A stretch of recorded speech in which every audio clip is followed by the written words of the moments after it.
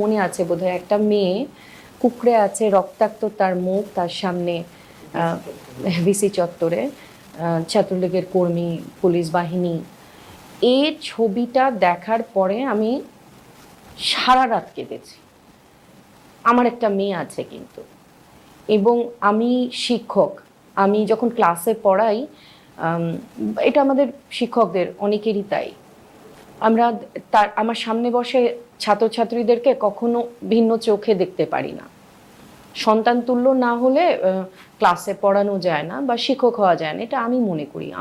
আমার তো ওই মেয়েটা যখন এখানে বা মারছে, বেধড়ক পিটাচ্ছে, তাদের একটা, হ্যাঁ, রক্তাক্ত করছে, এখানে প্রতিবাদের ভাষা ছাড়া আমার আর অন্য কোনো ভাষা জানা নাই, এবং ঘরে কিভাবে বসে থাকা যায় ওটাও আমার জানা নাই।